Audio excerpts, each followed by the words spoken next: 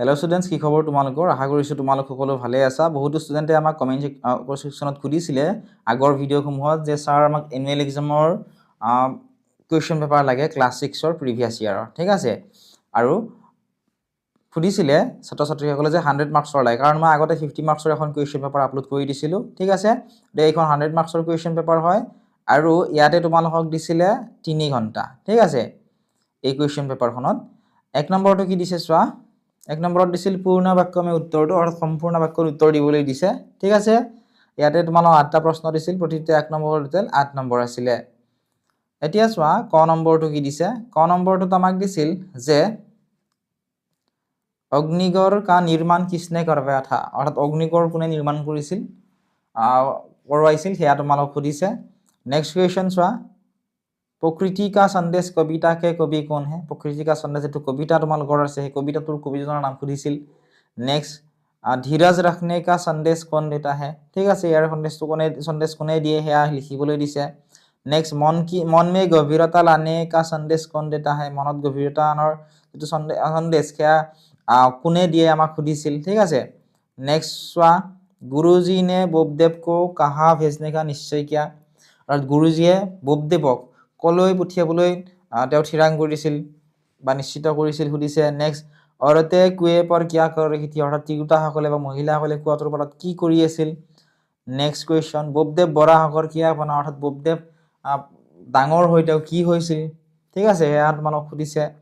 Next question আছিল চলো তেজপুৰ চলে পাঠ মে কি স্থানকে ভ্ৰমণকে বাৰে মে উল্লেখে, অৰ্থাৎ বইলা তেজপুৰলৈ যাওঁ, অৰ্থাৎ চলো তেজপুৰ চলে যিটো পাঠ আছিলে পাঠটোত কোনটো স্থানৰ ভ্ৰমণৰ কথা তাত উল্লেখ আছে সেয়া তোমালোকক লিখিবলৈ কৈছে। মৰমৰ ছাত্ৰ ছাত্ৰীসকল, তোমালোকক যদি উত্তৰসমূহ লাগে তোমালোকে এতিয়াই ডেছক্ৰিপশ্যনত দিয়া লিংকত ক্লিক কৰা আৰু আমাৰ এপটো ডাউনলোড কৰি লোৱা। এপত তোমালোকে প্ৰিভিয়াছ ইয়াৰৰ যিমানবোৰ কুৱেশ্যন পেপাৰ আছে সেই কুৱেশ্যন পেপাৰসমূহ একেবাৰে তোমালোকে ফ্ৰীত পাবা, আৰু যদি অনলাইন ক্লাছ কৰিব বিচাৰা তাত অনলাইন ক্লাছো কৰিব পাৰিবা, ঠিক আছে। নেক্সট চোৱা তোমালোকে কুৱেশ্যন নম্বৰ 2, কুৱেশ্যনটো আছিল সংক্ষেপ মে উত্তৰটো, ঠিক আছে। ক নম্বৰটো কি দিছে চোৱা, বাঘ কি বাতে সুনকৰ বতুহী কা কিয়া হাল হোৱা, অৰ্থাৎ বাঘটোৰ কথা শুনিয়ে বতুহী জনৰ অৰ্থাৎ বাটৰুৱাজনৰ কি হৈছিল সুধিছে, ঠিক আছে। বাঘৰ বতুহী নামৰ যিটো পাঠ আছিলে তোমালোকৰ তাৰ পৰা এই কুৱেশ্যনটো দিছে। গতিকে বাঘটোৱে কি কৰিছিল, বহু দিনৰ পৰা খাব পৰা নাছিল বা চিকাৰ কৰিব পৰা অৱস্থাটো বাঘটো নাছিল, কাৰণ বাঘটোৰ বয়স হৈছিল। গতিকে বাঘটোৱে কি কৰিছিল, সেই বাটৰুৱাজনক লোভ দেখুৱাই ফচুৱাইছিল, সেইটো তোমালোক লিখিবলৈ কৈছে।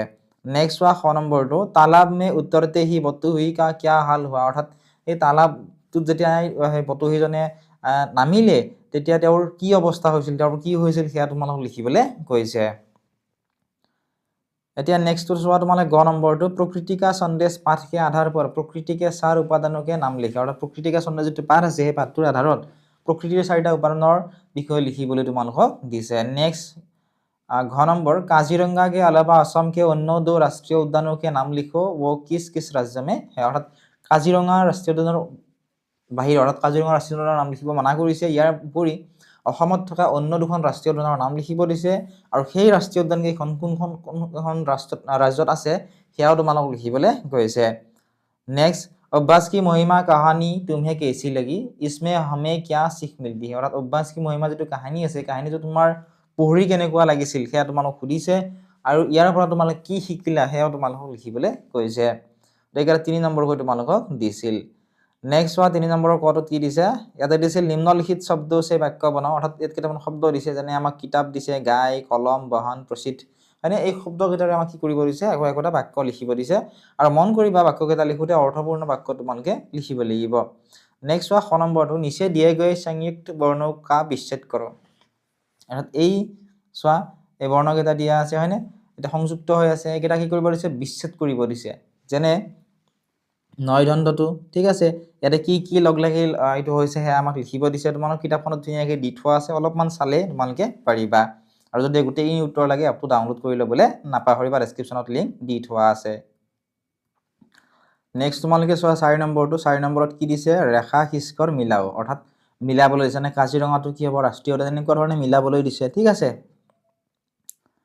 নেক্সট 5 নম্বৰত দিছে মুহাৱৰে অৰ্থ সহিত বাক্য বনাও, ঠিক আছে।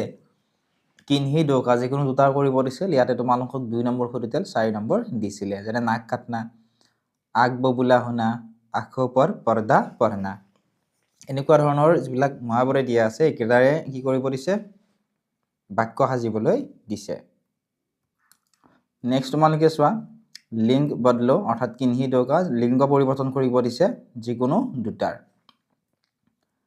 নেক্সট বিলোম শব্দ লিখো কিনহি দোকা বিলোম শব্দ লিখিব দিছে যিকোনো দুটাৰ ইয়াতে 2 নম্বৰ দিছিল নেক্সট দিছে পৰ্যায়বাচী শব্দ লিখো এক এক करके ঠিক আছে পৰ্যায়বাচী শব্দ লিখিব দিছে যিকোনো দুটাৰ ইয়াতে 2 নম্বৰ দিছিল নেক্সট বচন বদলো বচন পৰিৱৰ্তন কৰিব দিছে যিকোনো দুটাৰ ইয়াতেও 2 নম্বৰে দিছে নেক্সট 6 নম্বৰটো পূৰ্ণ বাক্যমে উত্তৰটো সম্পূৰ্ণ বাক্যৰ উত্তৰ দিব দিছে ক নম্বৰটো দিছিল শিলা अपने पिताजी के साथ कहा गई थी শিলাই তাইৰ দেউতাকৰ সৈতে কলৈ গৈছিল সুধিছিল ক নম্বৰ কোৱেশ্চনটো আছিল বচ্চি किसका चल पकड़ कर घूमना चाहती है नेक्स्ट मैं सबसे छोटी हूं कविता के कवि কোন है কবিতাটোৰ কবি কোন হয় সুধিছিল नेक्स्ट होली कब मनाए जाते होली কেতিয়া পালন কৰা হয় সুধিছিল শিলা को कौन सा गीत बहुत पसंद आया শিলাৰ কোনটো গীত বহুত পছন্দ হৈছিল হেতু তোমালোকক লিখিবলৈ দিছিলে 7 নম্বৰত দিছিল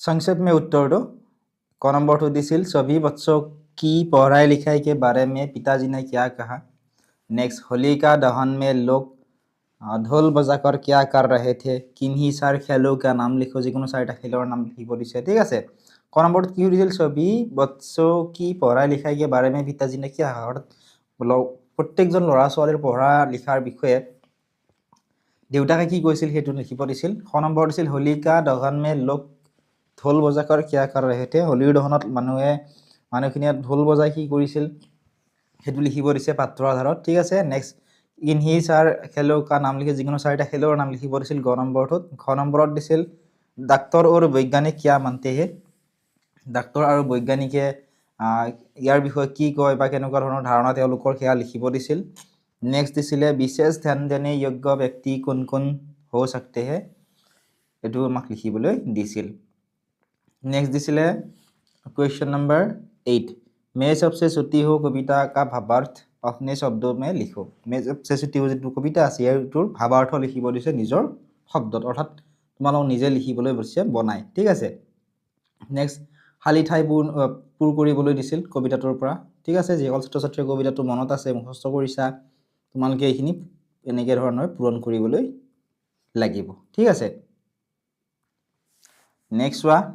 नेक्स्ट क्वेश्चन तो आसिल अपने मित्रों को अपने जन्मदिन पर आमंत्रित करते हुए पत्र लिखिए अर्थात तुम्हार बंधुक तुम्हार जन्मदिन आमंत्रित कराय अर्थात तुम्हार जन्मदिনৰ দিনাখন তোমাৰ বন্ধুজনক মাতিবলৈ এখন চিঠি লিখিব দিছে তোমালোক ঠিক আছে অৰ্থাৎ কেনেকৈ তুমি তেওঁক আমন্ত্ৰণ কৰিবা ইয়াৰ ওপৰত এখন চিঠি লিখিব দিছে নেক্সট নিবন্ধ লিখো অৰ্থাৎ ৰচনা লিখিবলৈ দিছিল स्वतंत्रता दिवस और मेरा जीवन का लक्ष्य ठीक আছে যিকোনো এটা লিখিব দিছিল ইয়াৰ যিকোনো এটাৰ বিষয়ে ইয়াত দিছিল 10 নম্বৰ